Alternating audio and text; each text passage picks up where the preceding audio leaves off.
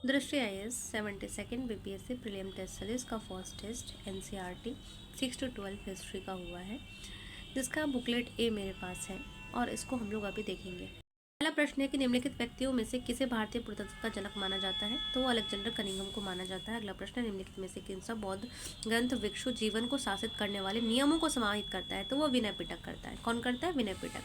निम्नलिखितों में से कौन सा बौद्ध ग्रंथ विशुद्धि मग के रचना थे, यानी कि विशुद्धि मग के रचनाकार कौन थे, तो वो बुद्ध घोष थे।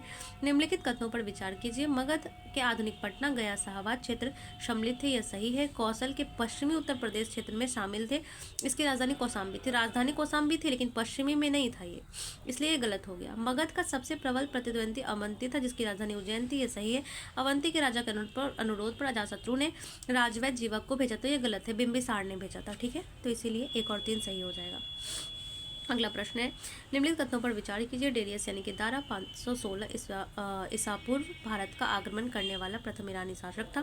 खरोष्टी लिपि दाएं से बाएं लिखी जाती है। भारत में आज के ईरानी प्रभाव के कारण विकसित हुए, तो ये गलत है। ईरानी प्रभाव के कारण विकसित नहीं हुए थे, स्वदेशी थे ये, इसीलिए केवल 1 और 2 ही सही होगा। निम्नलिखित कथनों में से सर्वप्रथम अशोक के अभिलेख के बारे में कह रहा है कि किसने पढ़ा, तो जेम्स प्रिंसेप ने पढ़ा था। निम्नलिखित में से कौन सा खरोष्टी लिपि में लिखे गए अशोक के अभिलेख से संबंधित है, तो सहवाजगढ़ी अभिलेख। निम्नलिखित में से कौन सा अभिलेख रुद्रदामन प्रथम की प्रासंगिक सांस्कृतिक और लोक कल्याणकारी उपलब्धियों के बारे में विस्तृत जानकारी प्रदान करता है? जूनागढ़ अभिलेख प्रदान करता है। निम्नलिखित में से कौन सा बंदरगाह गुप्त काल के उत्तर भारत में समुद्री व्यापार का प्रमुख केंद्र था? वो ताम्रलिप्ति था। निम्नलिखित में से कौन सी प्राचीन भारत में चिकित्सा के क्षेत्र से संबंधित नहीं था? तो वो भास्कराचार्य चिकित्सा के जैसे संबंधित नहीं था। निम्नलिखित ऐतिहासिक स्मारकों पर विचार कीजिए। अजंता की गुफा, लोपाक्षी मंदिर, सांची स्तूप। तो स्मारक कह रहा है, तो स्मारक में, ऐतिहासिक स्मारक में सांची स्तूप नहीं आएगा। इसमें कह रहा है कि भित्ति चित्र के लिए स्मारक सारे भित्ति चित्र, तो ये सांची स्तूप नहीं होगा, तो 1 और 2 हो जाएगा। अगला प्रश्न है 12वां, सुमेलित करने के लिए सूर्य मंदिर। तो सूर्य मंदिर कहाँ है भाई? तो कोणार्क में है। दूसरा है बाघ की गुफाएं, वो धार में है। ठीक है, उसके बाद बाकी बिना सिर वाले कनिष्क की मूर्ति हो गया, और इसके बाद बच के क्या? 10 अवतार मंदिर। तो ये हो जाएगा इसका, ये हो जाएगा इसका, यानी कि इसका आंसर हो जाएगा बी। अगला प्रश्न है, निम्नलिखित में से किस वंश ने खुरजराहो के मंदिर का निर्माण कराया? चंदेल शासक ने करवाया था। निम्नलिखित में से किस चोल शासक ने दक्षिण पूर्व एशिया के नौसैनिक अभियानों का नेतृत्व किया था? वो राजेंद्र प्रथम ने किया था। थानेश्वर के हर्षवर्धन के संबंध में निम्नलिखित कथनों में से कौन सा सही है? ठीक है, इसमें कह रहा है कौन सा सही है, तो आप देख सकते हैं कि पहला कह रहा है कि वह बौद्ध धर्म के हिमयान संप्रदाय का अनुयायी था, ये गलत है। उस पर उसने 643 ईस्वी पूर्व कन्नौज और प्रयाग 2 बौद्ध सभाएं आयोजित की, ये सही है। बौद्ध भिक्षु ह्वेनसांग उसके दरबार में आया था या दरबार का हिस्सा था, ये भी सही है, यानी 2 और 3 इसका आंसर हो जाएगा।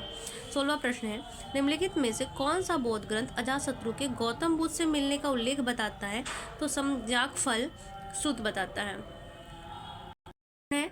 17वां प्रश्न है कि बौद्ध स्रोतों के अनुसार निम्नलिखित में से किसे आजीवक संप्रदाय का संस्थापक माना जाता है? तो मोखली गोशाल को माना जाता है। चीनी यात्री फाहियान ने अपनी यात्रा के दौरान एक परोपकारी चिकित्सालय का उल्लेख किया था। ठीक है, यह चिकित्सालय कहाँ स्थित था? तो यह पाटलिपुत्र में स्थित था। सूची 1 को 2 से सुमेलित कीजिए। रचनाकार और कृति, यहाँ पे अब रचनाकार है, कृति दिया हुआ है, तो मिनहाज उस सिराज का तबकात नासरी है, यही से हम लोग मिला सकते हैं कि बी का 3 एक ही में है, यानी कि ए आंसर इसका हो जाएगा, यानी 1 का 2, यानी कि सम्स ए सिराज अफीफ किसका होगा? तो ये होगा तारिक फिरोज शाही का। उसके बाद है जियाउद्दीन बर्नी। जियाउद्दीन बर्नी का क्या है? फतवा ए जहांदारी। और अमीर खुसरो का क्या है? उमर खुसरो का है खजाइन उल फुतूह। अब यहाँ पे अगला है हड़प्पा स्थल वर्तमान राज्य की कौन से राज्य में स्थित है? तो पहला देखिए मंडी, तो मंडी कहाँ है? यूपी में है। उसके बाद है लोथल। लोथल कहाँ है? तो लोथल आपका गुजरात में है। फिर है बनावली हरियाणा में है, और कालीबंगन राजस्थान में है। अगला प्रश्न है, भारतीय धार्मिक इतिहास के संदर्भ में निम्नलिखित कथनों में से किसे भावी बुद्ध यानी फ्यूचर बुद्धा कहा जाता है? तो वो मैत्रेय को कहा जाता है। तृतीय बौद्ध संगति की अध्यक्षता किसने की थी? मौग्लीपुत्तिस ने की थी।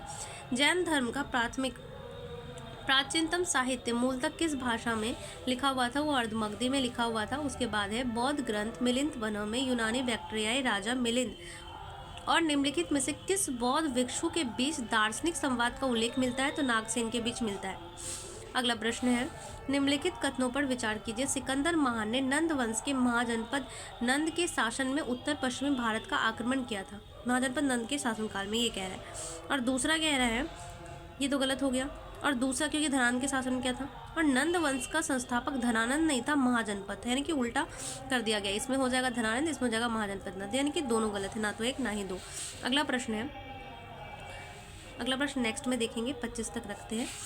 नेक्स्ट सीरीज में हम लोग 26 से 50 तक देखेंगे। Thank you.